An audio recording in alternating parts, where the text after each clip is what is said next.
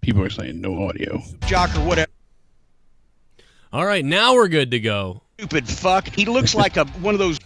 Joe, if you're listening, you stupid fuck. He looks like one of those guys from Long Island that wants to be a white rapper, but he's 30-something years old, lives in his parents' basement with the droopy cap and the whatever, but he thinks he's Howard Stern, and he's got a cool way of talking in the microphone. And he's a shock jock or whatever, and somehow or another he accumulates followers on Twitter's fucking pathetic. So please, nobody listen to anything involving a guy named Joe Cronin, because it's just so fucking sad. Don't listen to me! Jim Cornette, they're not supposed to listen to me! Jim Cornette? You can't be serious, Jim Cornette! Why does Jim Cornette hate me? Does Jim Cornette just hates me because Kenny Bolin told you to hate me? Oh, come on, Jim. Come on, Jim Cornette. Jim Cornette, you're better than that, Jim Cornette. Come on, Jim Cornette. I know that in this rant was from months ago, and I'm still talking about it. I know it. But I just love calling Jim Cornette and Kenny Bolin liars. I love being able to call them liars. Oh, God, it feels so good down below. It feels satisfying. Oh, it feels sexual. It almost feels like a sex act. It almost feels like I'm dropping a load inside Leah's mouth or something, which she doesn't let me do, but that's what I dream about. I dream of achieving that, but it can't happen. But I can sit here and I can dream about this, and I can say this about Jim Cornette. And we're going to talk about WWE Smackdown tonight. Believe it, we are going to talk about WWE Smackdown. We are going to talk about Enzo Amore. I am a certified rapist. So we will talk about Enzo Amore. I don't think so, though. I don't think so at all. But we will talk about Enzo Amore. We'll talk about every goddamn thing. We'll talk about whatever I want to talk about, goddammit. And we'll talk about how Jim Cornette's a fucking liar. We know that, the whole experience of Cornette was so great when I was a kid and even a year ago to just be like, goddamn, this guy's like an idol of mine. This guy is so amazing. I don't fully understand his beef with Russo, but whatever. The guy's a goddamn, he's amazing. But the problem is, it's all a big flim-flam. It's a sham. It's a circus act, and that's what we find out. And I think the reason why Cornette, people always say, why does Cornette not like you? Why does Cornette make fun of you? Cornette doesn't like me because his buddy Kenny doesn't like me. And why does his buddy Kenny not like me? Well, his buddy Kenny doesn't like me because of the fact of the matter that basically we didn't get a podcast up on iTunes quick enough when iTunes had a glitch. And then he decided to fire me after working with me for about 4 episodes or 3 episodes. And then he proceeded to just slander me on iTunes, it's the funniest thing on Jim Cornette's podcast because it is slander. And here's the reason why it's slander. I like to bring it up because I got inundated by messages earlier from people not understanding the situation. Number one, Kenny said on the podcast with Jim Cornette, number one, he said that I took all the money that I made from that show and never gave him a dime.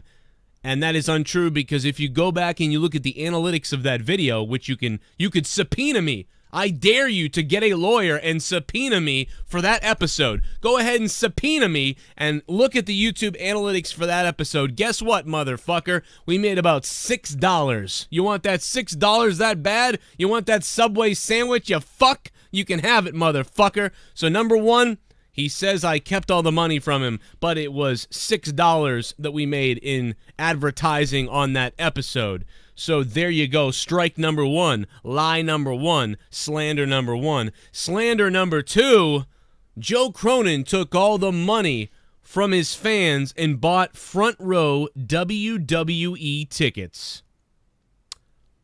Wrong again, my friend, because WWE gave me the tickets.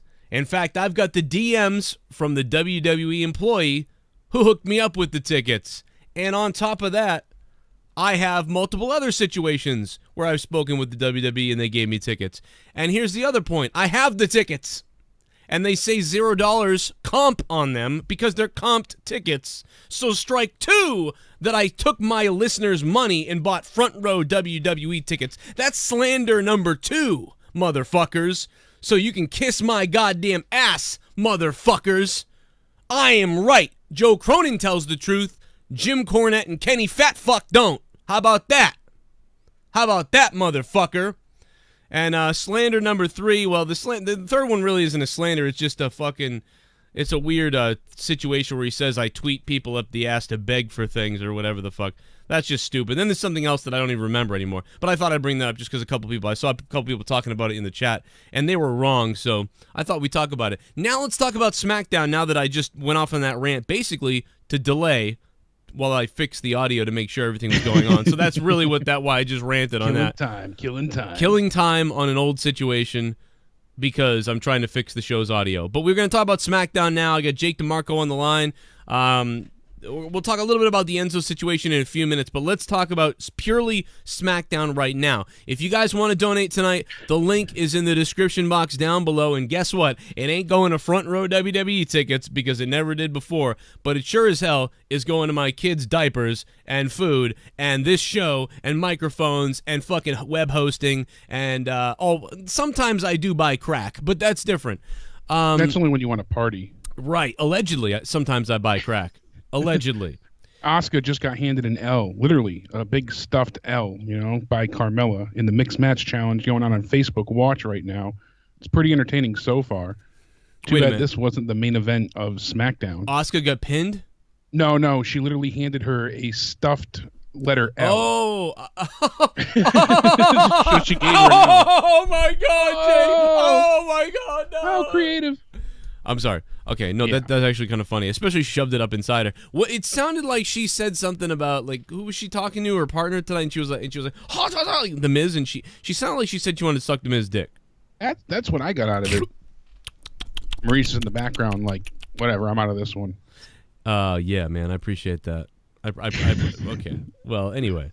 Oh, like it matters. The guy gonna talk about SmackDown for 20 minutes and then gaming for 10 hours. Well, you're blocked, you faggot. So it's see one you of those later, nights. you fucker. Get the fuck out of here, Gary Singh. You're probably like Roman Reigns, you dumb fuck. How about recently we found out that WWE failed in India? Well, guess what? Your mother failed you, you dumb homo. All right, let's start the SmackDown review. Where do we start, Jake? We started off with a fucking. Oh, just a triumphant, flatulent bang. You've got Kevin Owens and Sami Zayn. I refuse to outright call them Cammy. This will be the only time you'll hear me address that. Fucking ridiculous. They refuse what? Say that again? I missed it. Yeah. Nice. No, they refuse what? No, I missed what you just said. Yeah. So we go ahead and we have Sami Zayn and Kevin Owens out there.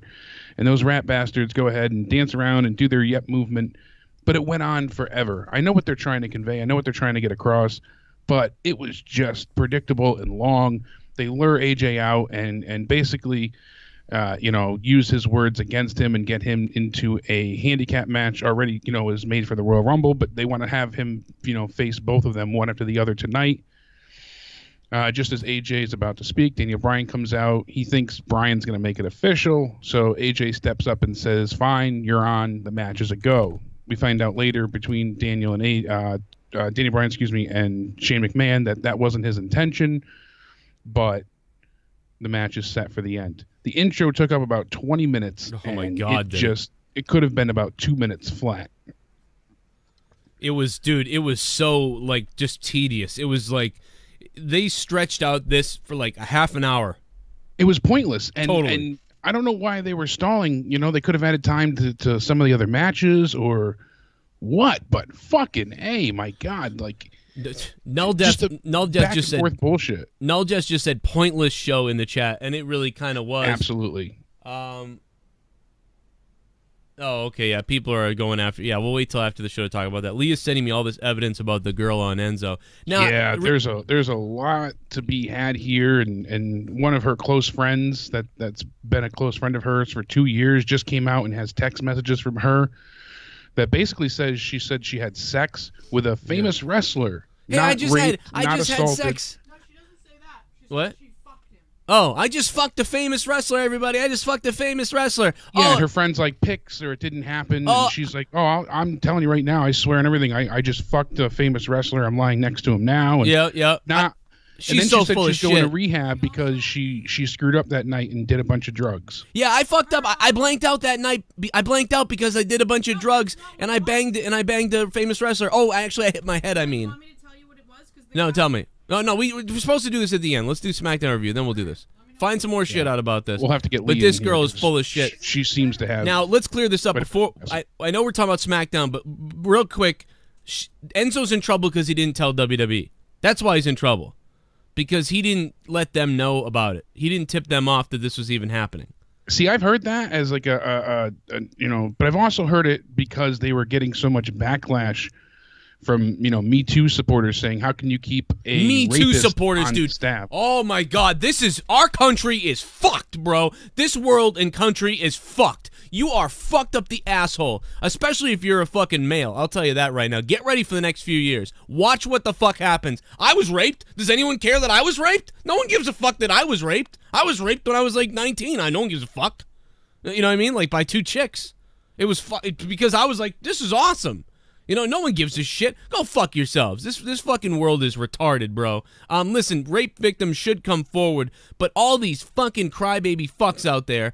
I actually know a girl who I went to high school with who pretended to faint during high school drama class. Pretended to faint. She also pretended multiple other different weird stories, and then a year later, she actually went forward pretending some guy raped her. He did jail time for 2 months until she backed out and then didn't go through with it. But she let everyone believe that she was raped by this guy for like months, and he sat in jail, and then she didn't show up to the courtroom. But she wasn't raped, and it was crazy, dude. I've seen this shit before. There's tons of women that have been raped that haven't come forward. You know what? That's the funny part is so many women don't come forward who should, and then you got people like this who just whatever the fuck. Now, we don't know still, and we're going to wait, and we're going to talk about it later. But let's go back to boring-ass SmackDown. I mean, that's how SmackDown sucks so much. I'd rather talk about this chick and Enzo Amore. Enzo Amore's fucking crazy. By the way, Good Mike brought up a great point, and I played it earlier.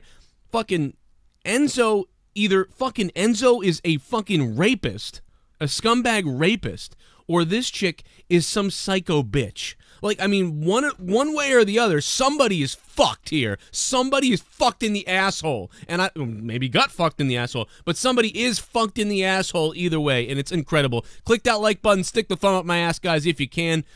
What the fuck is going on? Are the alerts working? Somebody said something about the alerts. Guys, if you want to I didn't get an alert that said you were live, so. Okay, so apparently the YouTube alerts didn't work, so you guys are just finding out about this manually. Number 2, the donation alerts. I don't know if those are working, so if you guys try to donate, please let me know if they're, well, I guess I'll know if it pops up. The donation link is in the description box down below. The super chat button is over there. That's the $sign.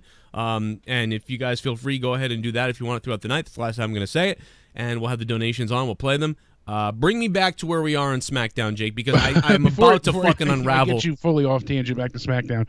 Hurricane Helms tweeted out a great picture of him holding up the Cruiserweight Championship, and he says, "Hey, Triple H, Stephanie, Vince, I know a guy," and he's holding up the Cruiserweight belts. It's just, oh God, that was just fantastic. I'd like to see Hurricane come back. Hurricane, listen, this guy's Shane Helms he's in great shape, and stand back. There's a hurricane coming. This is a great guy. This guy, Hurricane Helms, when I met him a couple months ago, he said, "I will not do I'm not going to do podcasts. I don't do those things." And I found out that that's true. He doesn't really like to do them. And I said, "Okay, man, all right, no problem. Well, good." And then I talked to him a little while longer throughout the night. I did the commentary for the rest of the show. And on my way home, he fucking DMs me and says, hey, dude, I'll do your show. Just message me, blah, blah, blah. Now, we didn't hook up. He didn't end up coming on the show. But the fact that he took the time to DM me and be like, you know what? I will do your show. Just let me know. Yeah, so it was really nice. That tells you what kind of guy he is. He doesn't want to be involved in someone's bullshit, I think. And so, I don't know. He's just a good guy. I really respect the hell out of that guy. And he did a great job that night. But anyway, the Miz goes ahead and wins the mixed match challenge with Asuka over Big E, and Carmella. Like we didn't know that was going to happen, but still. Yeah, that's what we picked, right? It's exactly what we picked. Well, we knew Asuka wasn't going to lose, at least not yet. Anyways, something does happen. Maybe they could say the Miz got pinned, but I think they're going to go pretty far. I'm just tweeting out. I'm using the Facebook post thing to post out another picture that I'm live since people aren't getting the fucking. Excellent. I wasn't sure if there was a donation coming through. Still can't hear crap. Gotta love it. Oh yeah. So I'm sorry. Getting back into SmackDown. No. Jimmy and Jey Uso go ahead and come out. We have Jey Uso facing Chad Gable. It was an 8-minute match, and this is what I'm talking about. They could have went ahead and given more time away from the intro towards this. People saying, "Oh, you don't like anything." I really liked this match. This match was great. It was really enjoyable, high action, one of those high octane moments, back and forth. That bridging Northern Lights suplex, that was fantastic. I thought that was going to be a 3 count then, still early in the match. But, they had a lot of struggles. The wrestling that Gable does, where he went ahead and he pins him to the mat and, locks in his legs and starts doing like the backwards elbows that he drives down. It just looks fantastic. The amateur wrestling really shines here. Great match. I wish they gave them more time. This is the kind of things that was missing both from last night and from SmackDown in general. Was, there was no memorable match at Raw 25. When you think back to Raw 1000, you had John Cena and CM Punk. That stands out. When you think back to last night, I don't think Roman and Miz it was a good match, but it wasn't a classic by any means. Yeah, it was it was a solid match, but both of those guys are capable of better. Oh, I do see Null Death. Absolutely. Yeah, it is working. So there it is. I'll tell you when I play them. Thanks, Null Death. All right, perfect. Yeah, and Gable and Uso, they always deliver. It's consistent. We haven't seen a lot of one-on-one matches from either team in a while, so it's a nice change of pace. It's not like where you get the Shield versus the Bar week in and week out. Yes, we see them as teams, but one-on-one, okay, I'll take it. It was a good change-up. Yeah, I just wish we got more. The Shield versus the Bar has been just carrying the wrestling on Monday Night Raw so much that it's become so watered down over there that it is tragic. It is just it's way too much. Stale. Yeah. It's way too much wrestling for the same people doing sort of the same thing over on Raw. But especially when you get the same moves, the same finishes and things like that. At least this, it was constantly upbeat. It was very high octane, like I said. There was a lot of athleticism shown here. Jey Uso goes ahead and he hits Gable on the floor with a very, very high splash. He goes for the splash in the middle of the ring. Gable moves, and then they struggle. They get the reversal, and then you get the rolling German suplex to finish it. Like, it was just constant, bam, bam, bam, so perfectly choreographed.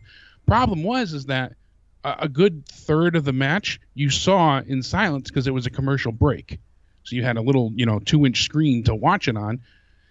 That's what troubles me. I wish they gave them more time. You got 2 hours. You didn't need 20 minutes to hear, AJ and Sammy and Kevin bicker.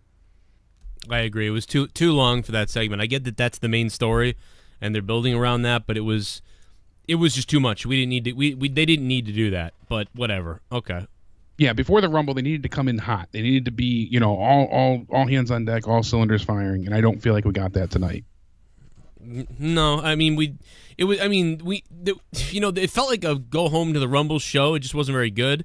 But last night really didn't feel like anything. But last night's Raw drew the best ratings since 2015, which is what the WWE was looking for. So. Oh, absolutely. We knew it was going to. They got, almost a 5.0 rating at some points in times. Yeah. I think it was like a 4.9. They did. They drew close to 5 million at one point last night, which, again, 2015, the last time those numbers were seen. And that is something that they would, oh my God, if they could do that every week. That shows that there's people out there sniffing around for this type of... people want to be interested in wrestling. They miss a lot of the aspects of yesteryears, Yeah, unreal, great. There are wrestling fans out there. If you give them a reason to watch, if you build it, they will come. I'm sure that that's going to help them either way. Even the fact that they had 5 million, I'm sure there was people that tuned in that haven't been watching in a while that may start watching again for a little while, especially when you're riding towards WrestleMania. This is definitely a time when people get back into wrestling again. Like, oh, you know what? The Rumble's coming up. I think I want to see that. I haven't been watching in years, but I'm going to watch the Rumble. And then they might get invested in WrestleMania. Now, once WrestleMania ends, after a couple weeks, they might go, oh, what the fuck has happened? I'm not watching this. You figured you would really want to draw people in now, too, because there's 3 pay-per-views usually each year that casual fans, hardcore fans, and fans of yesteryear usually come back for: the Rumble, Mania, and SummerSlam. Survivor Series, it seems to be less and less. But the Rumble, I have friends that I haven't talked to or don't even watch wrestling. Most of them haven't watched it in 5-10 years. But when the Rumble comes, oh, are you watching it this year? Are you gonna, it's just fun. The actual match itself is entertaining. You got somebody new coming out every 90 seconds. There's a bit of nostalgia mixed in. There's a lot of excitement, a lot of wonder. So it works. And you figure they would just want to be as dominant as they can beforehand to get as many people interested as possible. Right. Where are we left on SmackDown here? Where SmackDown, we go ahead after that is we get backstage bits with Nakamura here. He's being interviewed by Renee Young. The crowd really popped loud for him. Obviously, he said, Nakamura said it was simple. He sees someone, they get a knee to the face. Rinse and repeat. I like this. I like the interview. Yeah. Then Baron Corbin comes out. Yeah, I missed that part. You would have liked it. It was short, sweet, straight to the point. He said it's simple. Wait, was this the Nakamura one? Yeah, Nakamura and Baron Did you Corbin. hear what he said, though? He was like, I'm ready to rumble. Yeah, it was, but it worked for me. No. I liked what he said there. He's like, he sees someone, they get a knee to the face, rinse and repeat. And I really liked that line. Baron Corbin said, the lack of accomplishments that Nakamura has, he gets ignored because of fans like him. He said he doesn't care about the fans. They don't pay his bills. And it was a really dumb statement to make because the fans do pay your bills. They pay WWE, which pays your bills. So I thought that was really asinine. But well, speaking of paying the... Well, I'm sorry. Go ahead. No, I like what Nakamura had to say here. It wasn't the best ever, but it was better than we've gotten recently. I still was like, oh God, I kind of cringed at it, to be honest. But you know what? It's better than what they've done, but that's not saying much to me. I still wasn't happy with it, but whatever. It was all right, but he looks like a fool. I mean, Randy Orton, is surpassing everything. It just sucks. So speaking of paying the bills, let's pay the bills right now and see your donations here. It's gotta be Kane.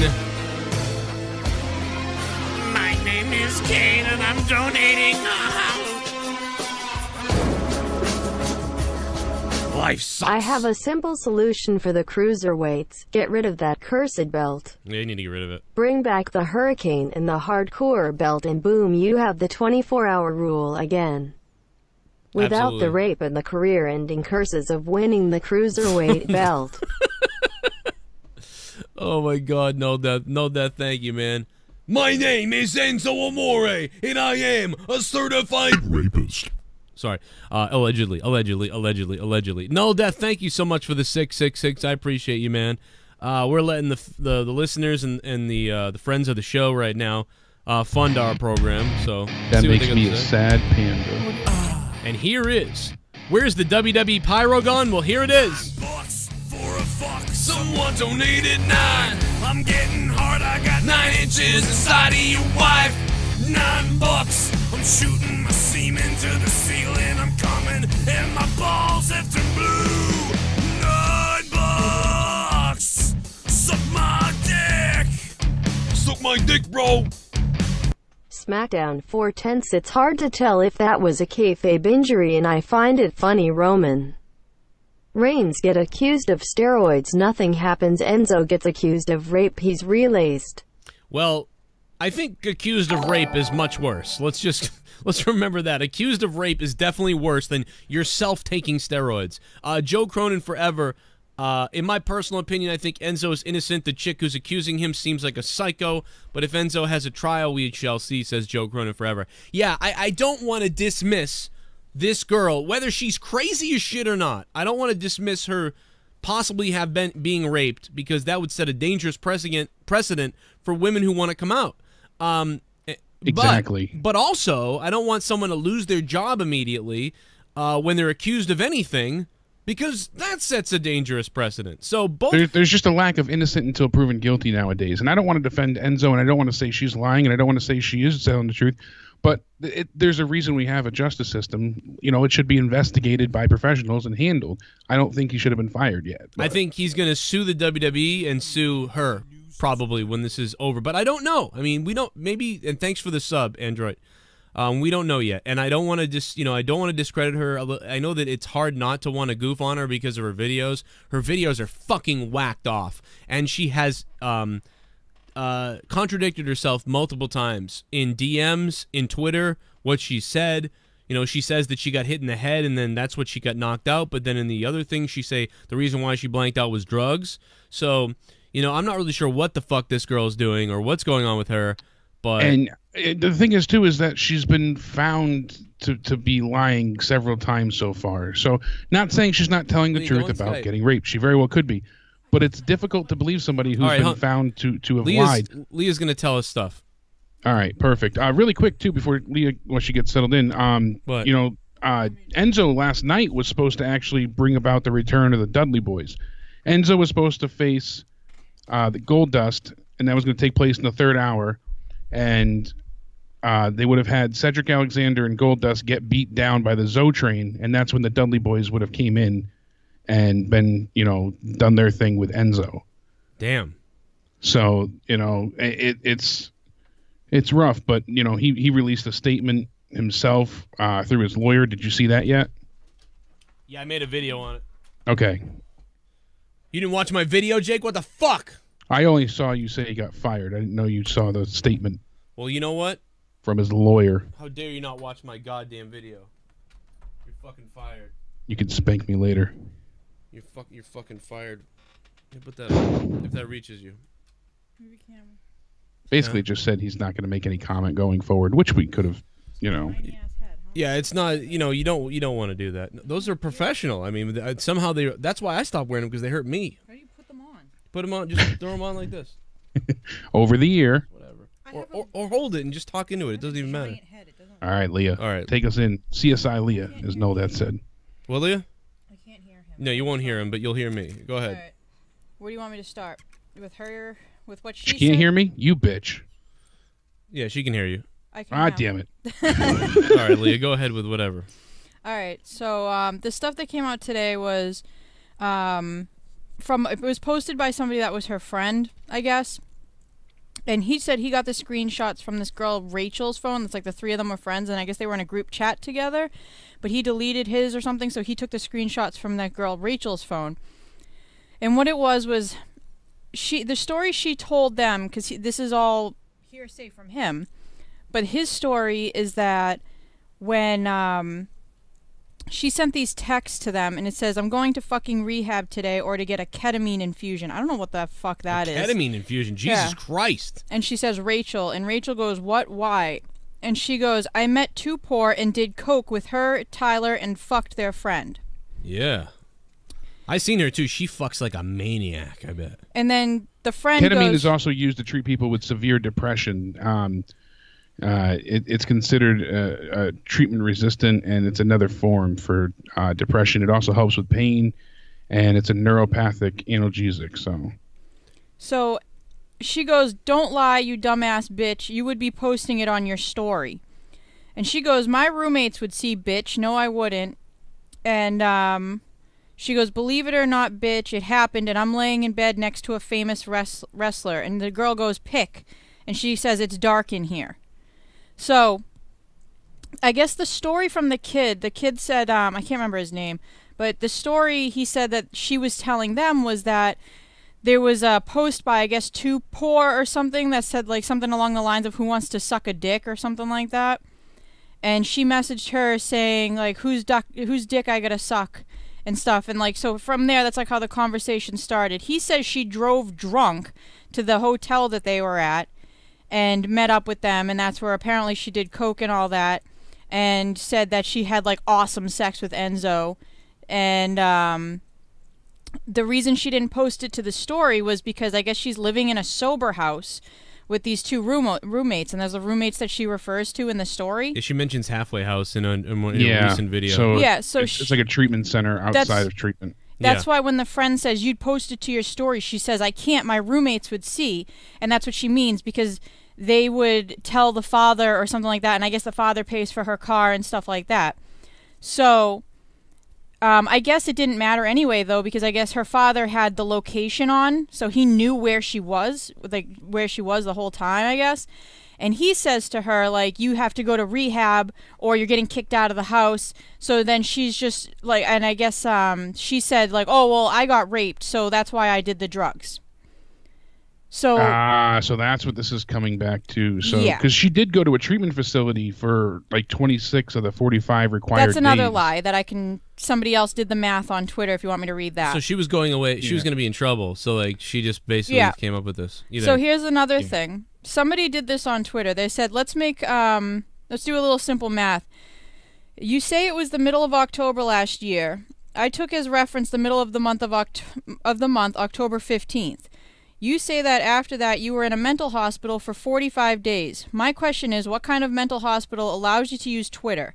Because in case you do not know how to make a simple account, if in mid-October we add 45 days, we have as a result on November 29th, and your account never stopped having activity. Not before half of October 2017 and not after. Their grammar's not the greatest, what I'm reading. Well, mine isn't either, to be honest.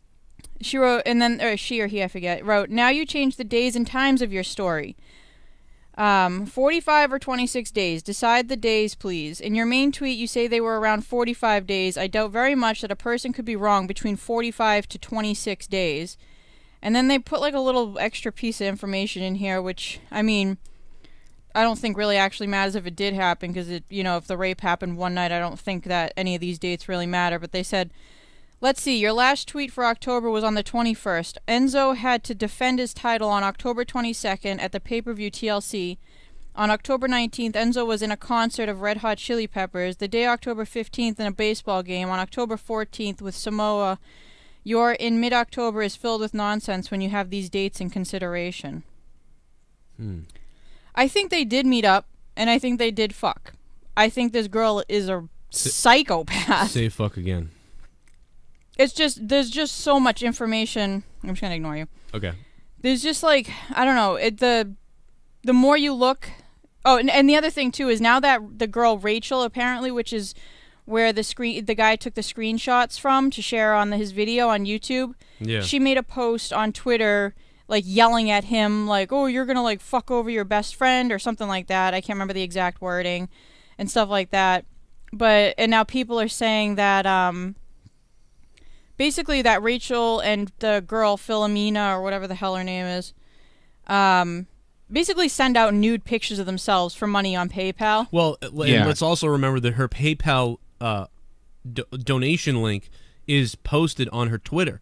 So instead of a website or or whatever, or a YouTube page or whatever the fuck, it's her PayPal link that's on her Twitter, which is fucking bizarre, by the way. Yeah, it's like, and there's many people that have come out that said, "Oh, I purchased pictures of her vagina for $40 on, different it's like messaging things."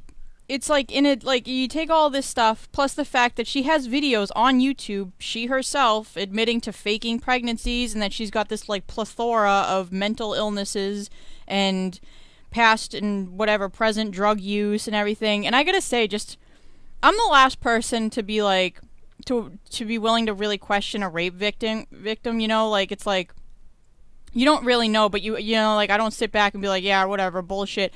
Her entire demeanor, her attitude towards everything, the fact that she went on TMZ and like clearly laid out everything that happened, like, yeah, I got raped. Without like so much as a flinch or nothing. She says she has PTSD. No emotion. She seemed like a robot. She claims to have PTSD from this event, but can just go on to TMZ, say every graphic detail that happened, without like it's stuttering nothing. or even pausing once. It was like she was reading from a script. Yeah, she's like, yeah, I got raped. And this happened, and that happened. No, I'm not. I mean, something doesn't seem right, for sure. And this has been investigated since October.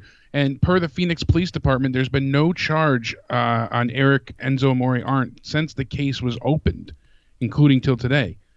But you know what? And you know, John in the chat who said, well, this is Enzo's fault for hanging around with this type of company. How does he know? How does he know all this stuff that we now know about this girl?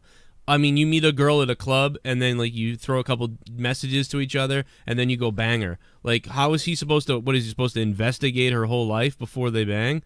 I mean, it's not. You wouldn't think that, you know. I think the only thing that he's really, really guilty of in the eyes of WWE right now, at least, is that he didn't tell them about this. Because if he had told WWE about this, WWE's lawyers and stuff, they would have investigated all this shit. They would have figured out that she was lying, probably, like she might be.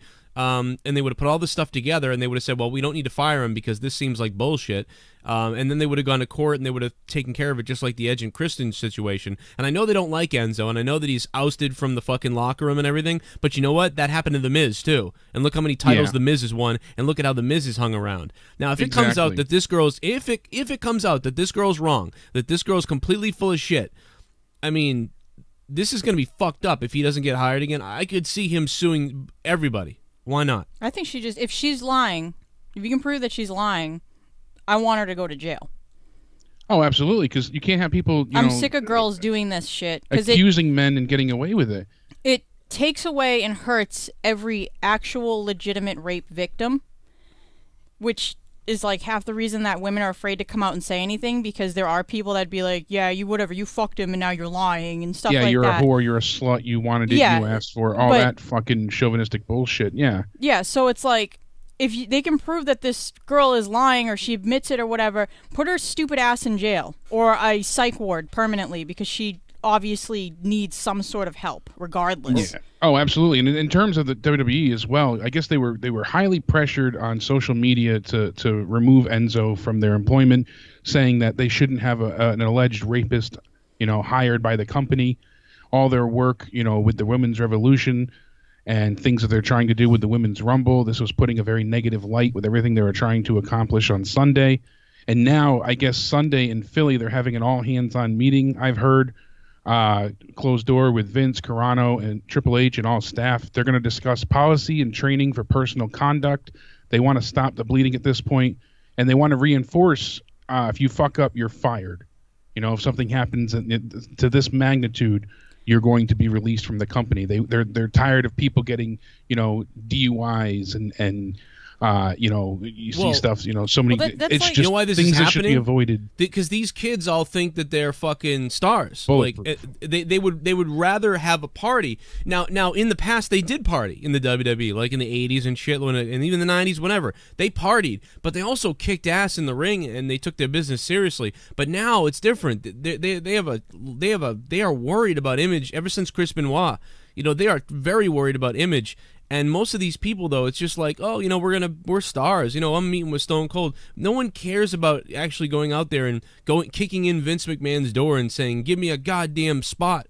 They would rather just the climate's be on a also magazine. different too, because you're being followed constantly. You in the 90s and 80s and even early 2000s. Cell phones weren't as prevalent or even existed really. It depends on which time frame you're looking at. In the TMZ Twitter era. And especially, with so many people being sensitive snowflakes and things of that nature, I mean, everything is out there. There's so much information available. We tease them when they take a picture together and they're breaking kayfabe, but yet they're tweeting out personal details constantly. So you're constantly being scrutinized. You're under a microscope because everything's so readily available nowadays that they really, really have to go ahead and be careful. And apparently Scott said Enzo can't sue WWE because he violated their morals policy somehow. So that's interesting. Maybe, as but well. Right now, I'll tell you what. If it's not true, this is crazy type slander. Like, he fuckery. might be able to get his job back. I don't know if he'll be able to sue them. We'll see. But still, I hate labeling someone as guilty before it can be proven, and that's my problem with all this. I think he should have been suspended indefinitely, not forced to be fired. Let's see the evidence. Let's see what happens. And if she could be telling the truth too. She could have been on fucked up, all on crack and shit. I mean, like, who knows? Go ahead, Leah. It's like they keep you see like how they're reacting to like any sort of little news story that comes out. Is like they jump on them automatically, and it's like you're fired, whatever, you're released, you're suspended, and everything like that. They're doing it with like any little thing. They don't want to be seen in any sort of negative light. They don't care whether it's like real or not. I think is what it is. The WWE that no, is. I get what you're getting at. Because I mean, they keep like like it's like with I don't know. There's been I'm honestly surprised. The only person that they didn't do anything with was Jey Uso. I'm surprised they didn't do anything. I'm shocked that he wasn't convicted or not convicted, but punished for the DUI that happened. So yeah. He's not a white male. No, I'm just kidding. But he lost tonight. Really quick, WWE investigation was a big factor in their decision to fire the Cruiserweight champion. No, Rich This Swann was is in from Pro trouble. Wrestling Sheet. They said this would seem to indicate that Enzo's firing was due to a violation of the morals clause in his contract, not because of their zero tolerance policy regarding sexual assault. In the morals clause, the company says WWE's ability to find, suspend, or terminate a talent will not be, however, limited or compromised in any manner in the event incontrovertible evidence such as illegal misconduct is presented to WWE. I want Rich Swann back, though. Yeah, I mean that's another thing too. Where the fuck is Rich Swann? Get him back. He didn't do a goddamn thing, from what we understand. Get his ass back. Leah's. Thank you, Leah. I thank thought it was you, just Leah. that his wife bailed him out was all. That doesn't mean he didn't do anything. Well, from what I understand, the story wasn't exactly the way it was. All I heard was like they fought or something. Something happened. He went to jail and then his wife bailed him out. It could be her covering for it. Maybe. I mean, that's possible. Women. The last I had heard was that the eyewitnesses blew things out of proportion, and a lot of what happened didn't transpire. Yeah, and a lot of what we had to go on was what the witnesses said, because that was what the report was. So if that's the case, then I don't fucking know. By the way, I got more viewers than fucking KEEM. Suck it. I'm just kidding. I mean, the Rumble's a few days away, and that's actually one of the reasons why The Undertaker did such an ominous promo, I guess, as well. They had him change it on the spot because this is so fucking stupid, Joe. Upper management felt like last night was the only time that they could build John Cena and Elias before Sunday's Rumble. This is what Dave Meltzer said. Management decided not to start Cena and Undertaker's feud for Mania because they felt that Raw 25 was the only time they had to build a spot for Cena and Elias ahead of Sunday's Royal Rumble. Wait. So they wanted to make a point to have Cena and Elias aren't being planned to face each other at Mania. It's just to have a moment for them inside the Royal Rumble match. But there was 5 million people watching that Raw last night. If you put Cena and Taker and announce that shit, if they're going to do it, you would have had 5 million people see that. Yeah. And they didn't do that. Apparently after The Undertaker now wait a minute. finished his speech, that's when a lot of viewers dropped off. Well, I'm not surprised then. But let me say, though, that fucking John Cena moment with Elias was the best thing that happened all night, other than Stone Cold coming out. Yeah, it was a great moment too. But a lot of people are saying if what Meltzer said is true, then it's a nice swerve to WWE to have Undertaker cut an ambiguous promo and not even have a stare down with John Cena. Also, a lot of people thought that Undertaker coming out with the lights on was to signify his career was he was heading to the light and is coming to an end. I thought that was a decent idea, but I guess that's not the case at all. No. They also said update about John Cena and Undertaker here. I've read a few things. A lot of fans and theorists and even people from Cage Side Seats and now Dave Meltzer believe that the speech was changed last minute and that the build to WrestleMania is going to take place over the next few weeks. The speech is to lull viewers into a false sense of security that The Undertaker has retired from in-ring competition. If Dave Meltzer is to be believed, the two are going to run into each other at some point in the next few coming weeks, and they're trying to make it more of a surprise. They felt that it was also too predictable to happen last night.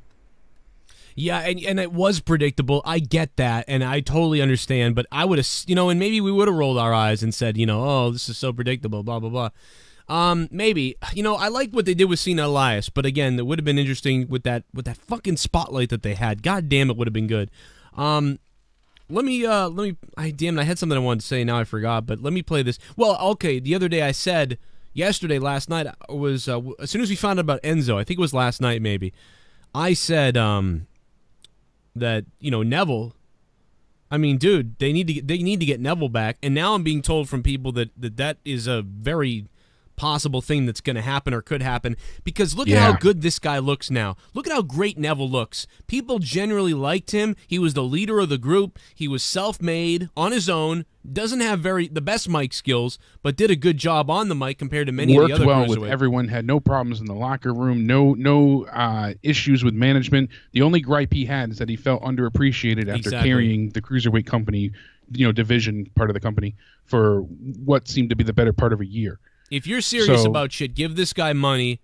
Give this guy the right money. Apparently he's been offered a much better contract from what I've heard on Twitter. So I'm sure. I mean, take it with a grain of salt, like always, but we've been fairly on point. So I wouldn't doubt that. I mean, they need somebody to come back.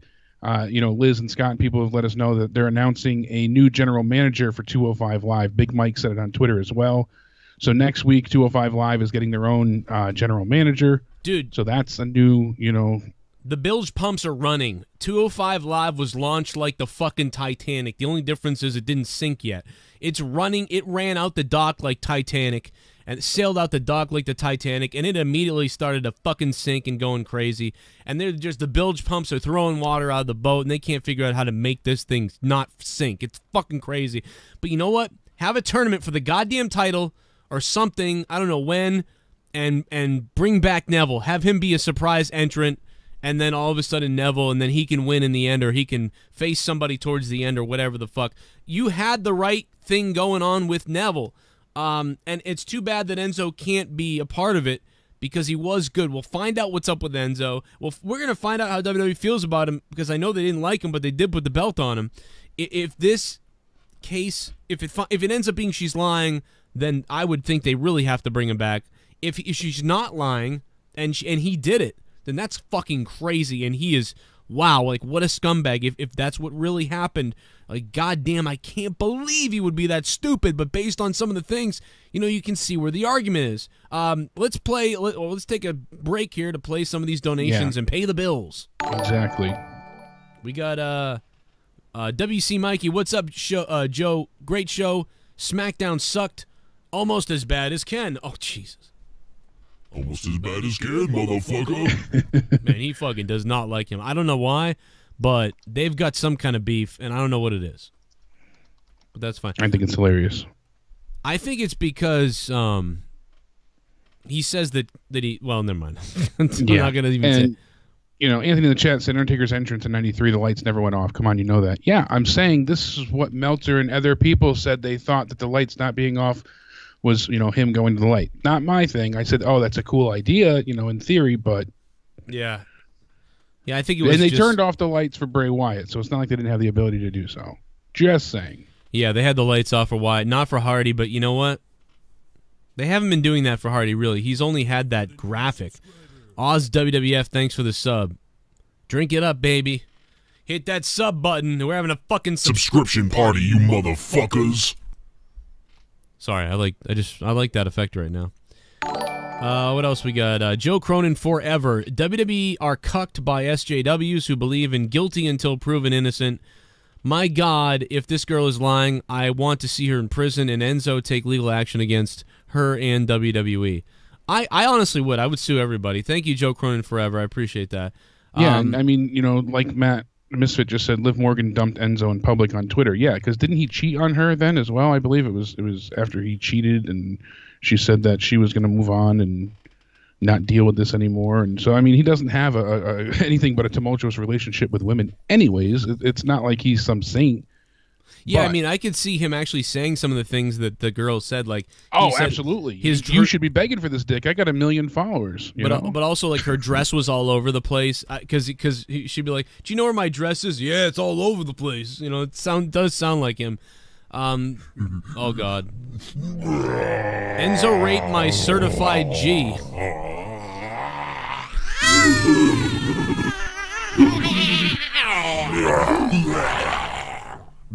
I got released today from those cup of haters. I'll tell you what really happened. She took me inside her house. How you doing? She wanted to do cocaine. How you doing? She took off her clothes. How you doing? Then I got SAWFT. She fucking hideous piece. Jesus Christ. She's fucking hideous. She's a lot of people said hideous. she looks like a hobo, and I'm like, that doesn't matter. I like how it ignored the comma. It was like, she's fucking hideous piece. But it got fucking right, even though he said F-U-C-I-N-G. It didn't say like fusing hideous. She was like, whatever. Enzo, thank you for the $10. Thank you very Donation much. bot is learning. Yeah, donation bot is slowly getting smarter, but not there. It's $5 coming from Vatican. Hey, I want to let you know that you're... What did he say? That I'm gay? He called me gay? I'm coming. I'm coming. I'm coming. Oh, Christ. I didn't watch Smackdown tonight, so here's my Tommy review. Some matches were good and some were not, blah, blah, blah, blah. I'm going to feel really bad for Enzo if it turns out this is all bullshit, and it sounds more and more like it is. Yeah, Justin McNeil. How you doing, Justin? It's good to hear from you, man. Joe, there were a lot of ups and downs tonight. It was pretty lackluster. Well, Joe, there was a lot of ups and downs, and it was a really... I'm going to tag you in some more Twitter bullshit that doesn't involve you, okay? Oh, my God. Super Chat Party. Thanks, Justin. Fire the guy who came up with Cammy. Cringe as fuck. Oh, my God, dude. You should see her Twitter. There's, like, pictures of her ass and pussy almost. Fire the guy who came up with Cammy. Cringe as fuck, says one man of 1,005 holds. What do you think about Cammy? What the fuck is that?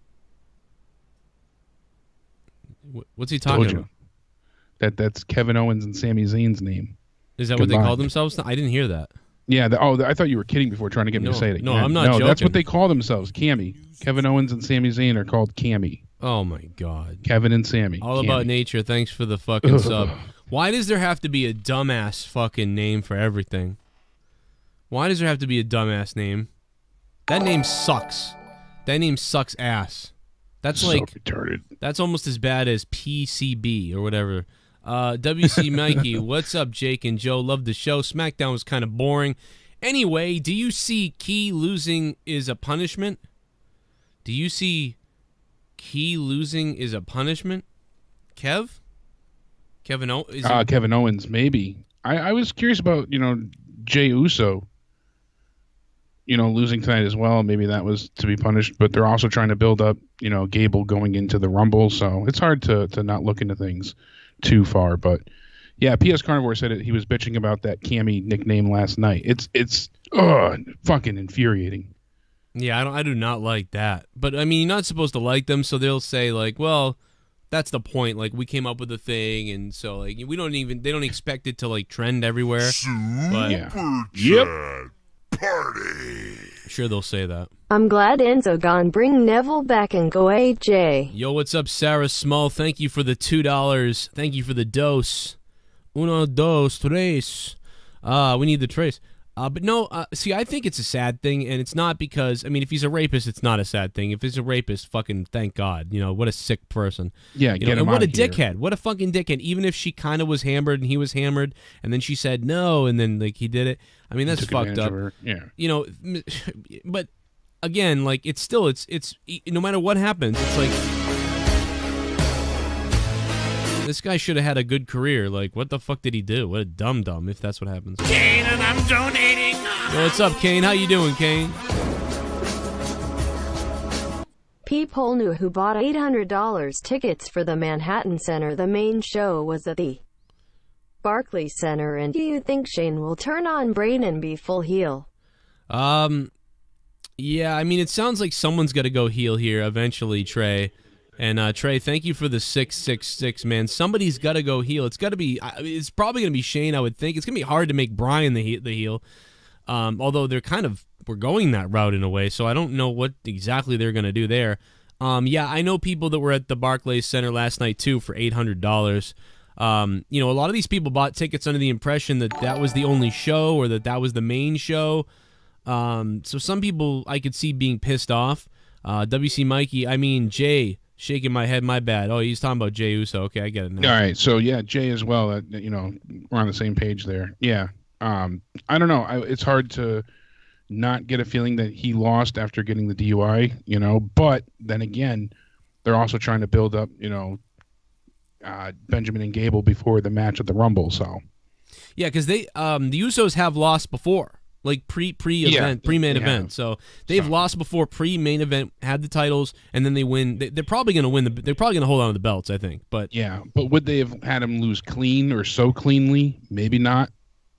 Yeah, it is a little bizarre, and they could be in trouble. Maybe they are. I mean, maybe there's because they're going to get sick in the back. They're going to get sick. They're fucking DUIs, the steroid shit, Enzo fucking rape, like all these things. Well, that's why apparently they're going to have that meeting Sunday, that all hands meeting to talk about everyone's behavior and things being out of control. Remember a couple years ago when their main concern was people dating in the fucking channel? It was fucking, I hope you guys aren't dating with each other, and shit like that. Exactly. We don't want, in-house dating, and we don't want injuries to happen, so take care of yourself. Hey, thanks for the donation, MC. If you guys want to donate, the link is down below, $sign for the super chat. Let's see what's up with you guys. 704, we're on the line. What's up?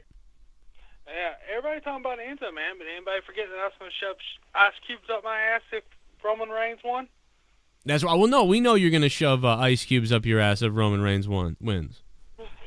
You got to do it live. Ice cubes melt. You got to show something more, like that, solid. Like ice cube sounds like a fun. I'm gonna look at it this way, Joe. Man, I've been a diehard wrestling fan since I was almost right at 5 years old. I've been watching it for right at 25 years.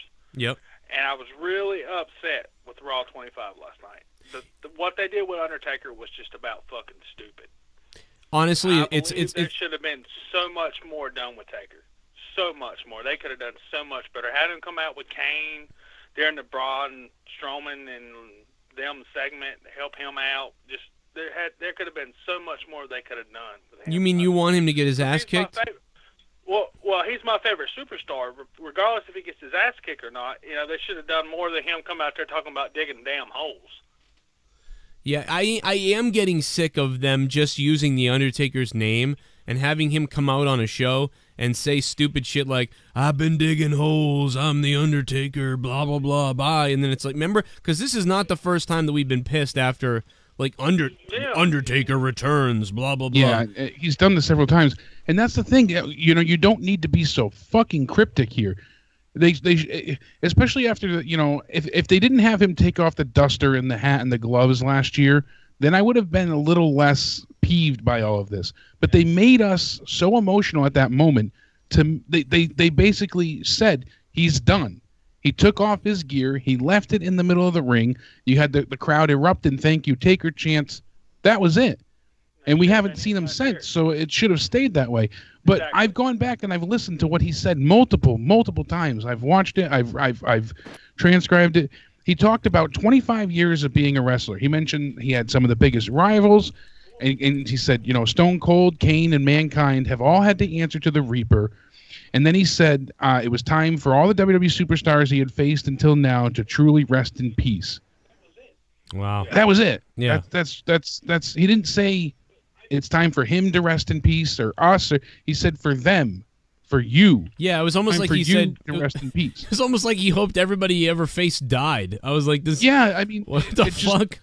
It's very ominous yet cryptic. And then the commentary after the fact made it even more confusing because King and JR said, "Oh, is that a threat kind of an idea?" Oh, I don't know what it was, but it certainly was creepy, and or is it a warning? I think they said. I don't think they knew what they probably didn't know what the promo was, so they probably probably didn't know what the fuck to say. They were waking up from a nap at that point, all confused. They're like, "Oh, where are we? Taker's here?" Yeah, to wake up everybody. Hey, 720's on the phone. What's up, 720? Hey, holy crap! It actually worked. It's kind of whoa. Yeah, it's funny when you actually get on when there's like 19 calls, so like it's like winning the lottery. Yeah, I was like, what the heck? It actually worked. What'd you think about the Raw 25 so far, though? Like, I felt like the weird thing to me was how underwhelming it was in a way, where it was like they build it up so big. I look at the pre-show, I look at all this stuff, and I think, wow, this is going to be it. This is going to be something, a gem, close to Royal Rumble. And then you find out that it's just like Stone Cold comes out, doesn't speak any words, gives stunners, and then like pretty much shits on everyone. It's like, what the heck? And honestly, I thought that was one of the best moments, but I did make fun of that because when I started my Raw review last night, I started it with a Stone Cold promo because he didn't get to speak. And then backstage in that interview with Stone Cold cut a promo saying, I didn't even get to say a damn thing. And he's going off on the microphone. So it was like kind of like him getting that in there too. So I agree with you. It was a showcase is all it was. That's what it was the other night. It was a showcase. The only thing that was done to progress anybody was Elias. Cena Cena allowed him to put, that was amazing. Like seriously, that was a little unexpected. I was not expecting that whatsoever, especially with the last time they had some kind of encounter. That was like, wow, all right. I'm okay with that. Yeah, they made him awesome, dude. And dude, I'm telling you, the night after WrestleMania, get ready. If Elias is there and isn't injured or something, the night after WrestleMania, when he comes out there and whatever he does, those fans are going to freak out and pop. He may be one of the most memorable things from the night after WrestleMania on Raw. I promise you this year, the night after WrestleMania, watch what happens with Elias. It's going to be nuts. Yeah, especially with the crowd. Yeah, I don't even love the guy more than anything, but I love when he says who wants to walk with Elias and shit. And if he gets a little badass like he did the other night, I don't know what it is, man. I just like him, even though he still doesn't have that over the top charisma like Stone Cold or The Rock or anybody like that. But he kind of has it's like early Triple H or Hunter Hearst Helmsley type of stuff. And not even really, because it's sort of got the Jeff Jarrett honky tonk man vibe going too. But it's just he's honing his craft. He's definitely becoming a better storyteller, and he's commanding the crowd very nicely now. If you notice, he really has to fight back against them to get them to boo him. Yeah. They want to cheer with him. They want to walk with Elias. The WWE champ. and he gets them to hate him again. So he's doing very well with that, and I'm impressed. You know what by would kill me? You know what would kill me is because they cheer for him, right? They cheer for him, then they boo him, which is awesome. I think that's funny. But it'd be funny if he's sitting there and he's like, and you know, he says something, "Who wants to walk with Elias?" Whatever, and everybody goes, "Yeah!" And it'd just be funny for him to be like, "Oh yeah, you like that? You like that? Shut up." You know, like that yeah, and then just shit on him, and that's hilarious to me. Like, oh my God, is that funny? Where's the night? I wonder where the night after WrestleMania is this year, because, man, it's going to be fiery. Anything else you want to say before I let you go? Well, just have a good night. Hope everything goes well, and screw Keemstar. Okay, screw Keemstar. That's fucking hilarious. Oh man, I don't even mind Keem. I think he's all right. I just you know, I don't know. He's they're trying to drag me into this drama with my former co-host, who me and him have a fucking truce basically, and you know, I'm not going to be a puppet is basically all there is to it. Yeah, Keem's got enough of those. Yeah, I mean, do I think that I could do things? Yeah, I could. Do I think that things could be done to me? Yeah, it could. And so there's no reason to go there. And I have no ill will towards anyone anymore at all. So there's no reason for me to want to be like, yo, it's on, let's go. You know, and it's true, it is true. Like if there were certain things that there are certain things that I have or had that he probably would be interested in if he wanted to go after this person. But you know what? I'm not fucking into that shit. And I'm fine with those people now. Like, so I'm not doing that. You know, I like Keem though. So if he wants to like DM me or he wants to come in the chats and talk to me and stuff, I'm going to respond to him. And I mean, I didn't tell him anything other than what he already knows. That's what I told Keemstar. I said, hey, he did this happened, I did that, and blah, blah, blah, and that's what happened. Everybody knows this. It's not a fucking, what I said is not a secret. So it's nothing, there was nothing else on it. But when I saw my name and it was like, oh, you're going to, you know, that's not what's happening. So that's not happening. Strike back 24. Thanks for the sub. Appreciate the sub, man. But I think Joe, just so you know, April 9th, Raw is at the Smoothie King Center in New Orleans. So. Oh, okay. So we're in New Orleans. All right. So that's it's still in. It's going to be in New Orleans the night after WrestleMania 34. I should have known that because that's what they've been doing every year. I'm fucking stupid. Not the same arena, but it's going to be still in New Orleans. I'm a dumb. You know, I'm a dumb. But yeah, I wasn't thinking either. So you can't buy me off though. You know what I mean? Whatever. I appreciate the $50 from Keem, and I appreciate his interest coming in the shows on Friday or whatever. Whether he thinks it's boring or he likes whatever the fuck it is, I don't know. You know, I'll certainly do stuff with him, but it's not going to be. I'm not going to go back in time and do that shit. He can't buy you off. Can suck you off. He's got that 12-year-old who can do all that shit for him. He can have that 12. He's got enough of a kid army. You know. Yeah, he's got that. Let that kid. That kid's doing a pretty good job. Let that kid go at it. I don't. You know. I don't fucking care. I don't want a part of this shit. Yeah, so I don't want a part of fucking Tommy and all that other bullshit. I already told Tommy that, and Tommy agreed. He was like, "Yeah, it's like I don't know what the fuck is going on, bro."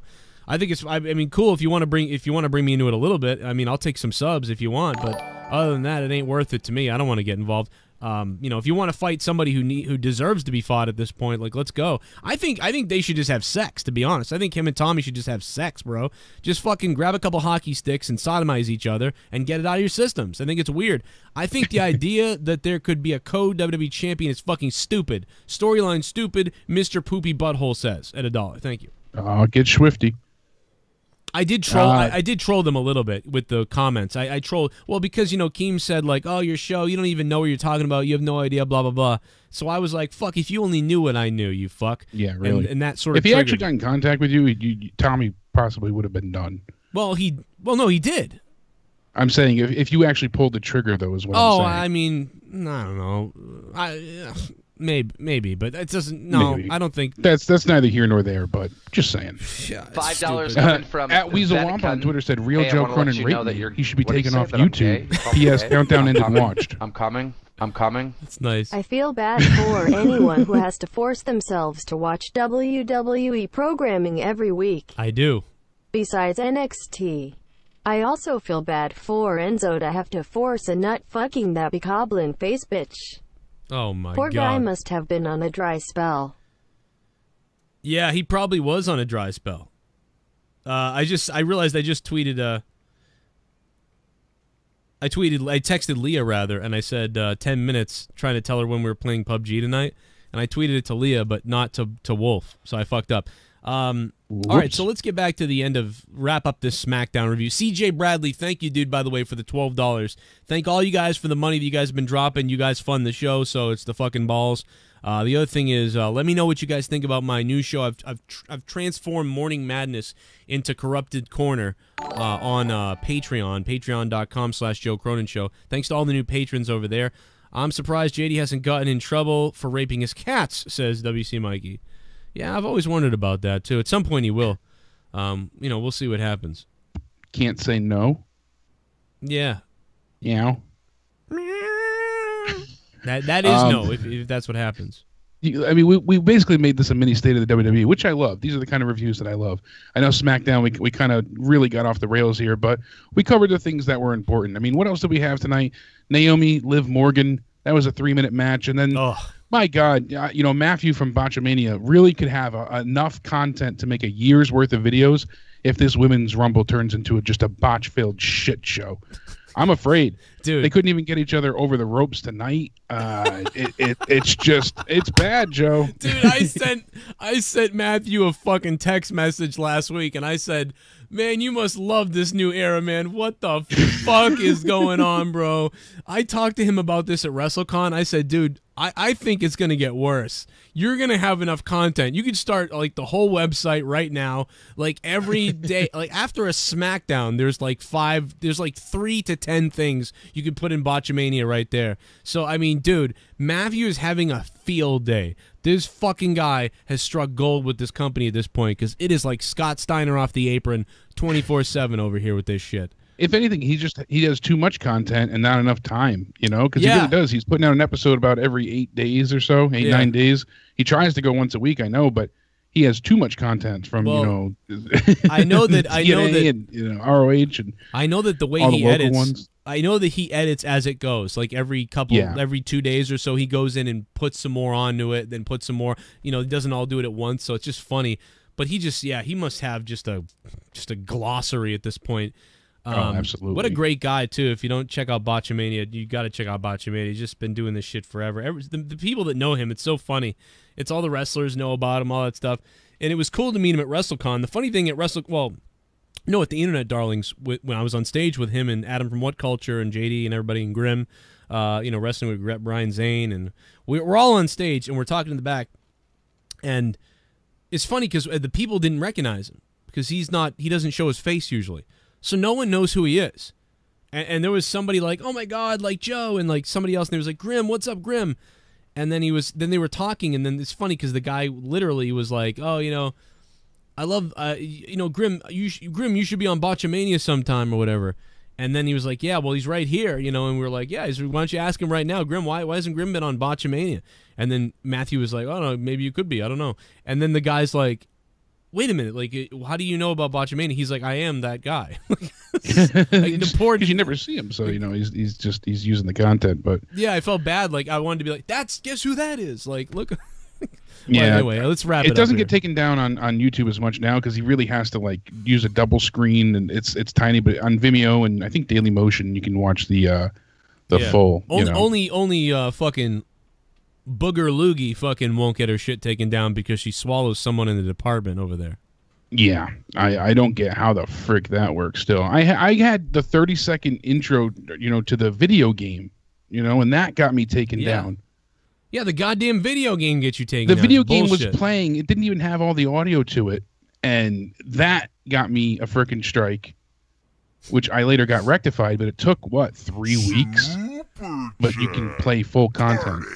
That's so bullshit. I want Baylor or Nakamura to win. Love you both. Hey, Sarah, thank you. We love you, Sarah. I love Sarah Small. She's I told Leah. I'm Leah. No, I'm just kidding. Nakamura to win. Nakamura. I'd still like to see him win, but I'm still picking Nakamura. I don't think it doesn't seem good at this point for him. I don't know. I'm really worried about him. I'm so terrified for him. I wish I was there writing for him. I wish the WWE would put me in charge of Nakamura. And quite frankly, I'd like to be. He might need a manager at this point. And that's not a problem, because he can look dark and be like, we can be like, he's going to finish you off strong style, and then Nakamura can just be like, and then he can just come out and do the shit. I mean, whatever. That would be better than what they're doing, to be honest. It would be better. I mean, I would have him saying one-liners, like I said, like, I am going to kill you at the Royal. Like, that type of stuff is I would love that shit. Okay? ShiBUM. Renegade. There is only one word to describe Enzo, and I'm gonna spell it out for you. F-I-R-E-D. Lol. Renegade, Joe Compton, thanks you for the $5 and becoming a $5 ShiBUM. By the way, on my Corrupted podcast channel, which will probably be renamed soon, like Corrupted Entertainment or something, but on the Corrupted channel, the other YouTube page, I got multiple videos up over there if you guys want to check them out. If you like non-wrestling shit, or you want to hear me talk about non-wrestling shit, plus hear excerpts from our 2-hour podcast of Corrupted, go over to the Corrupted, it's youtube.com/Corrupted Podcast. Subscribe over there. And we're going to be gaming in a few minutes on twitch.tv/Joe Cronin JCS. And I'm going to be having an interview up there with a cool dude. His name is, oh, God, what the fuck? His name is, his name is... Fuck. I forget? No. I'm just kidding. His name is Septimus. Septimus... He is fucking this guy was into fashion, right? And he's transitioned over into the music industry for the last few years. Septimus, he does this fucking dance music, sort of rap opera dance. And it's just very fashion focused. Very interesting dude, very artistic guy. I really enjoyed the dude. So I picked him to be on the show. There was a lot of people I could have picked to be on first, but on my new show where I'm interviewing people and artists and stuff like that, I picked him. I'm intrigued. It's totally not something you would expect I would be into, but even though I'm not like the biggest fan of that sort of type of music, I just liked him. I saw him talking with somebody, and then I saw the video, and then I heard his story, and I just thought he was really interesting. So that interview is going to be up tomorrow on the Corrupted channel, and I really thought he was a really cool dude. He's been nominated for like Grammy Awards and shit like that. Oh wow. He's won a ton of awards. But if anybody's heard of Septimus, like he's internationally his music is done better than in America. But yeah, the guy hangs out with, like, he knows celebrities. He knows a lot of people. He's a cool dude from Maryland, and we'll talk to him later. But let's wrap up this SmackDown. Sounds really cool. Really quick before I forget, did you update PUBG? There's like a 4 gig update. What? Yeah. So I just thought of that now. I see it updating on my Xbox. You got my remote over there? Give me my controller. So while we're finishing up the review, you can update that. It should go pretty quick. But yeah, let me grab my controller. Take us home though. Take us home. So then we go ahead and the women are battling in the middle of the ring, and Becky tries to toss Naomi out. She caught herself on the apron, and they stare each other down. Eventually, it just leads to Charlotte coming out, and she gives a rousing little speech, but just needed to be done and over with. Next, we get Baron Corbin versus the artist formerly known as Shinsuke Nakamura. Still hate that name. Nakamura defeats Baron Corbin by DQ because Randy Orton comes out of nowhere, literally out of nowhere. Didn't see this coming. Corbin sets up for the end of days. Nakamura reverses it into a flying armbar. And then all of a sudden, you get a rebound kick for the Kinshasa, and Randy Orton just, bam, hits an RKO. I liked it. It was surprising. The RKO looked really, really good. Could you imagine, Randy Orton winning the Rumble again? That would not be good. I would not want to see that. But I really like the fact that they, at least utilize Randy Orton somewhat here, since he wasn't even mentioned or acknowledged on the 25th anniversary of Raw last night. I thought that was a bit of a snub. One tell on how much New Day comes out WWE next, doesn't like Enzo. And we they have didn't Bobby give Roode May and future New Day versus endeavor. Jinder Mahal and Tells me that they Rusev were Day. probably going to Not a release great him match. sooner or later Really anyway. Just boring. Nothing of note happened. 5 minutes. New Day, Bobby Roode obviously win here. It was more of a celebratory thing between New Day and Bobby Roode. I don't know if Bobby Roode's going to be, defending his title, the U.S. Championship at Royal Rumble. I haven't heard anything, because that's when the U.S. title match was supposed to happen, until they didn't have enough stars to fill in SmackDown last week. But I don't know. It's just the match was past. It was serviceable, I guess, to take up a little bit of time, but again, just not really worth it. Next, we lead into Kevin Owens versus AJ Styles to start. Shane McMahon comes out and says that, we're not going to have any interference. We're not going to have any, BS here. you know, if we have any problems, basically it'll be the last thing you do on SmackDown. AJ Styles defeats Kevin Owens rather quickly with the calf crusher. Owens taps out almost immediately, so it's less than a 2-minute match. I'm like, we still have 25 minutes left to SmackDown, so what are they setting up here? It was really odd. Owens sold the calf crusher well. I didn't see anything that would, you know, make him look like it was legit. It was just him overly selling like he usually does. Then we get into Sami Zayn versus AJ Styles. Good main event match here. Not great, but I enjoyed it overall. Lots of back and forth. And then we get a Blue Thunder Bomb. Zayn gets the 3. Surprising to see Sami Zayn win here. 17-minute match. It was fun. It was watchable, but it wasn't anything outrageously good. I hate the way that they're paying less attention to the champion and more the authority figures here. You know, everything's about Daniel Bryan and Shane McMahon. And again, I can't get behind it unless I knew that Daniel Bryan was going to be making an in-ring return in some way, shape, or form. Because what's the payoff going to be? Yeah, I don't like this either. It seems like it's just a waste. Like they're really taking away. I get the injury, I lack any desire to give a damn, because what are we going to get? You know, Shane's going to pick somebody to represent him, and then Daniel's going to pick somebody to represent him. So it'll probably be, you know, AJ versus. It doesn't work for me. It's sloppy. The waters feel very muddied. Doesn't do anything for me. So all in all, we got a shitty six-man tag match, and then we got a really short Kevin Owens tap out. Sami Zayn surprisingly gets the victory over AJ Styles. Good for him. Kind of builds up more towards the Rumble. Maybe it'll put in a little bit of dissension between Cammy. But besides that, SmackDown, not a great night. I'm trying to think. I mean, really, overall, I didn't care for the introduction to SmackDown. I did like the Gable and Uso match.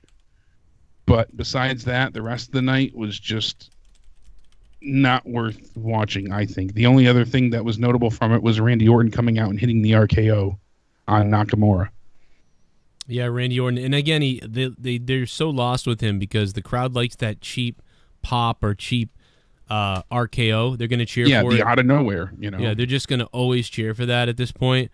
But Randy Orton, other than that, he's not interesting at all. It's fun when he does that, but other than that, it don't work. And it's not good that in the back they're seeing how, like, oh, wow, they give such a reaction to Randy Orton and you know, popping out of nowhere and doing this.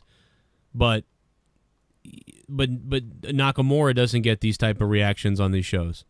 So that's not good for Nakamura. You know, I see it as like, oh God, like look at the sort of, you know, attention he's getting, but Randy Orton's getting the attention he's getting, and it's kind of showing them that, you know, Nakamura is not really ready yet for this. Yeah. I believe a donation played. You have to go back and replay it. While I was talking, I can't hear it. I apologize. It was just a 20 bits from Harry. Let's see what he said. All right. Sorry about that, Harry. It was just you, Harry. That's all.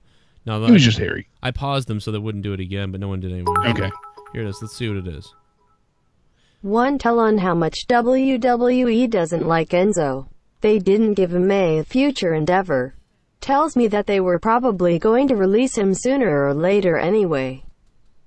No, I really think they wanted to remain as silent on this as possible. So it was just, WWE's released Enzo Amore. Like, that's it. Like, we're done.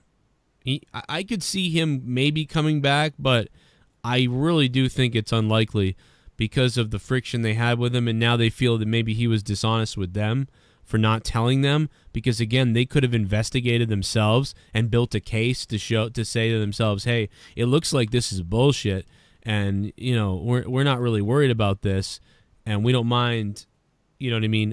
And they could have suspended him until that was completed or whatever they had to do, while not being worried about it. But without them even knowing, you know, they're blindsided by this, and I think that that's really what pissed them off. But you know, it's just stupid either. No matter what, like the whole thing shouldn't have happened. It sounds like, whether he did something or didn't. But whatever, I don't know. They didn't like him anyway. But the guy was a great talent on the mic. They gave him the belt. You know, he had the Miz treatment going on. You know, maybe he. I don't know. Maybe he did it. We don't know yet. We'll find out, man. I'm not sure. But yeah. Do you think they'll announce something for Bobby Roode for the Royal Rumble itself? Do you think he'll end up defending the belt, or? I would like to think that IC belt would be defended, even if he's in the Royal Rumble. Yeah, But I mean, we'll have to talk about on Out of Nowhere tomorrow, the Royal Rumble card. I want that belt to open up the Rumble. You know what I mean? I want him out there with the belt opening up the Royal Rumble.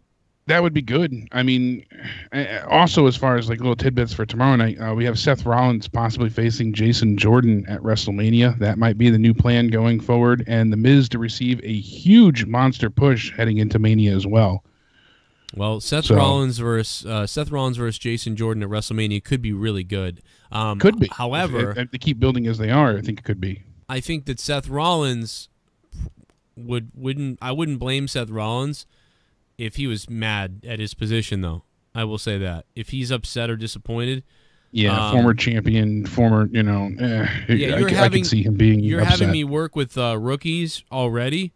It's like, motherfucker, I'm still trying to become the best thing in this company. And now you're pushing me back to this. Like, well, I'm going to go out there and have the best goddamn match I can. Like, but again, it just doesn't feel right. They could have a great match. They really could. So, like, they could steal the show. I don't think they will, but they could steal the show. They won't, but it will be really good if they do it. But you can't help. I mean, wrestling-wise, it certainly could be a fantastic match. But hopefully he's not resentful with the spot that he's in. I think at this point, it's sad to say, the top spot's obviously designated to Lesnar and possibly Undertaker. And until they're not in the picture, it's really hard to try and get into the main event slot. So you should just be grateful that you're on the card. And Roman Reigns. A lot of people do miss out. And Roman Reigns. I mean, but forget about it. You're screwed. You're not going to. The Reigns train is taken off.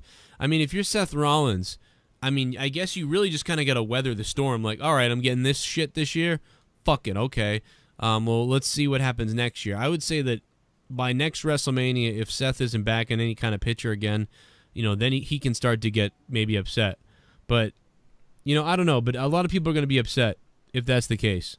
Yeah, especially now that Dean's not going to make it, is what I'm hearing. In time for Mania. So they were saying same thing for Samoa Joe. He might be pushed out further than they expected as well. Yeah, I don't think he's. And that's unfortunate for Samoa Joe. That sucks for sure. Yeah, there is a good read if anybody wants to too. Sports Illustrated put out a great interview with The Miz. And one of the things he talked about was how he was reluctant to do the angle with Cena last year for Mania. He didn't know how well it would turn out. Yeah. But this, again, just speaks volumes and about The Miz, his character, his drive. He said most of the stuff that they did last year was not written. He just went off the cuff and, he told the editors what to do, how to do it. They added it with the music, how it was shot, everything, how it was filmed was him. With the Total Bellas angles that I thought were really funny. One of that started the night we went to Smackdown. That was so good, dude. I remember that. That was really fun. That was That was all improv. That I guess they wrote and came up with that on the fly, and it was just him and his wife Maurice. They were out and about, and they said like, "Oh, this is something," and then they started thinking of ideas. And all right, we got something here. They went for it, and it turned out really well. But like I said, it just speaks volumes to Mrs. character that he's able to. Take a slight idea and turn it into gold. So they did a great job with that. I really loved it. Guys, if you like the show tonight, if you like what we're doing, I know it's a crunch of a review tonight, but there really isn't much to talk about with SmackDown. Once again, I say, you're looking at maybe a 4 out of 10 here tonight. I really think. Maybe I'm wrong, but what do you guys think? Leave it in the comments section down below. What do you guys think about ShiBUM Smackdown? Imagine CM Punk music goes off at the Rumble and Dolph Ziggler comes out instead. Oh my God. That would be hilarious, but terrible at the same time. CM Ziggler, thank you for the $5 and becoming a $5 ShiBUM. We're going to transition over to Twitch Live right now. We are going to Twitch right as we speak. We'll be talking a little bit more about WWE for a few here, and we're also going to play some PUBG. So, guys, that is the SmackDown review, and we're going to keep the stream on for a few more minutes, so join us. Make sure you travel over to the twitch.tv/Joe Cronin JCS. That's twitch.tv/Joe Cronin JCS. Come on over there for the party. It was a good time last night. We hope to have a better time tonight because we got our fucking asses kicked last night. Alexa's sweet ass says, what about Seth versus The Miz for the IC title Mania? Mania hasn't had high-profile IC title match in forever. Any chance of AJ Lee a surprise Sunday? Maybe AJ Lee. I don't think so. I don't think so. I really don't. But also, The Miz and Seth, as good as, Seth is and how much I like The Miz, I think that Seth could have a better match with Jordan than with The Miz. I like The Miz, but I'd rather have The Miz versus Bobby Roode or something, because it's just that's not going to happen because of the situation. But I don't know. You know that it's not going to be the greatest match anyway. But I don't know. Maybe Seth and Miz could have a great match. I'm not really sure. I'm sure they have a good match. I could have a good match. It'll be good. It'll be entertaining. So, thank you, Alexa, sweet ass. They added an auto run feature into PUBG. I was reading some of the patch notes here. An auto run. Yeah, if you're standing still and you double click the left thumbstick to run, you don't have to hold it going forward anymore. It'll run automatically for you.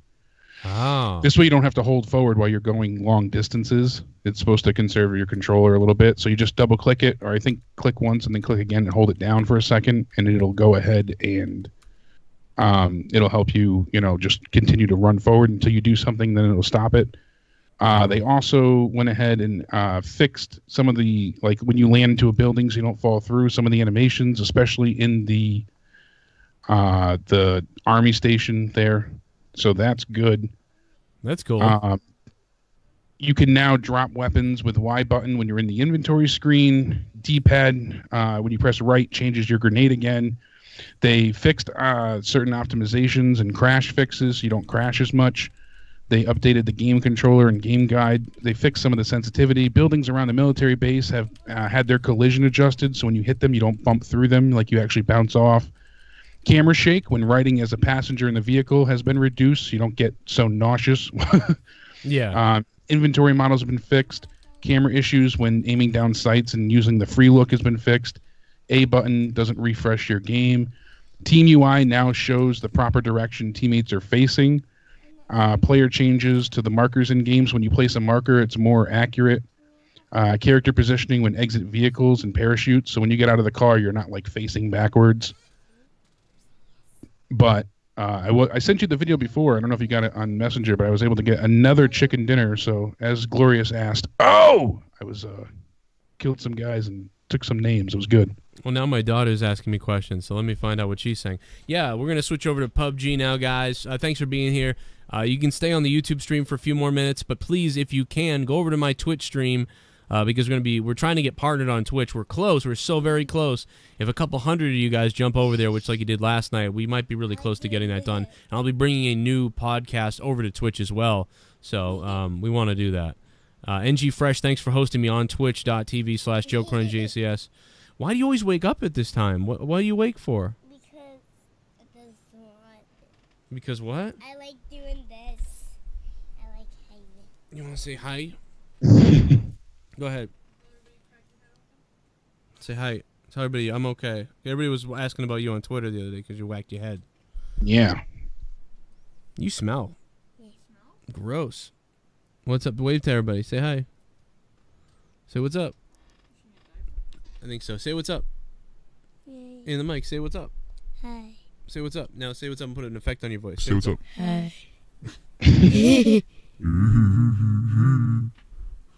All right. All right. Say bye-bye. Bye-bye. All right. Go to bed. Good night. Mommy's going to take care of you. You want my phone? But last time she got my phone, she texted everybody. Oops. Can you get the tablet? Nothing beats when Justin Bailey, one of his kids, FaceTimed me a while ago. Kept calling me over and over, and then I check it, and I just see a little face with eyes, peering upside down on the phone. I'm getting the PUBG stream. You want to meet me over on Xbox, I guess? Yeah. Yep. I will send you a party invite. All right, sweet. I'll be right there. Let's do it. All right, I'll see you in a second.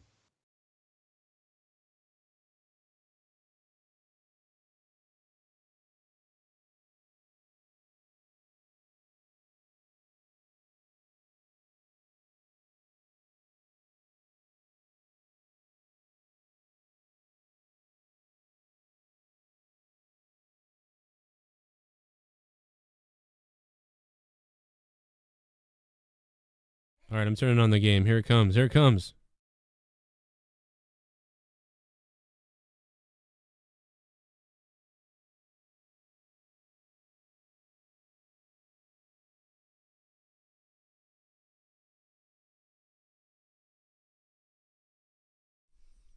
Well, we're gonna get. Mommy said she'd put it on for you. Put it on your phone. No, because you send messages out on my phone like you did the other time. Hey, I came in 46 and I wasn't even playing. Yeah, we were talking about that earlier. And the Dudley Boys or something. Yeah, the Zoe train. I know you want to play Poker Bus on your phone. I know. What's up, Eddie? Thanks for the host. Thanks, Steve, for the host as well. Give me a kiss goodnight. Say bye. Say bye again. See, everybody likes you. Look, wave. Hey, everybody. That's how you talk. You talk like Mickey Mouse. Mickey Mouse. All right. Oh, look. Go tickle mommy. Go tickle mommy. Go like this. Tickle, tickle, tickle. Tickle mommy. I want your phone on. No, because you text people. I won't. Mommy's got her thing for you. Okay, here we go. I'm going to convert this thing. Now, somebody's going down tonight. We need a chicken dinner tonight. We need a chicken dinner. I'm getting sick of no chicken dinner. I'm hungry, bro. I'm hungry. All right, let me get the invites in here because I didn't get everybody's invite. What's up to everybody on Twitch? What's up, guys? Hey, 7 in the chat if you like horses. And you know what I mean by that. I can't say it because my daughter's here, but you know what I mean. Horses. Think about it. Actually, it means nothing. I'm just being weird. Well, I'm sure we'll talk more about Enzo all week because... And probably ad nauseum at this point.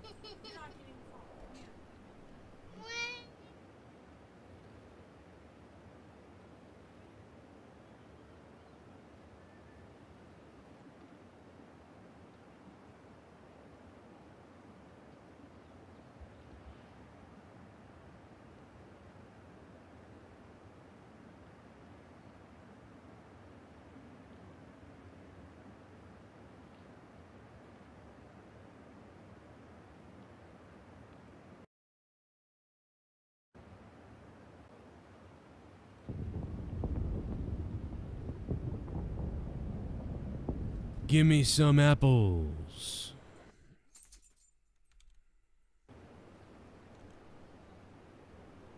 All right, we got everything going here, I think. I just got to sign into their party.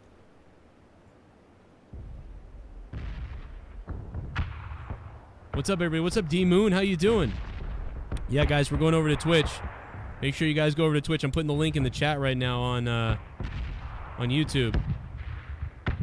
What's up, PS Carnivore?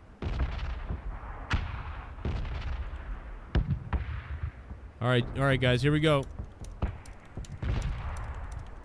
We're going over to Twitch. Go to Twitch, go to Twitch. Everybody, come on, let's go raid. Go raid my Twitch. Raid my freaking Twitch. Let's go. Raid it. I'm putting it in the chat. Yo, Noah the Great, thanks for the sub on YouTube. We're going down. It's going down.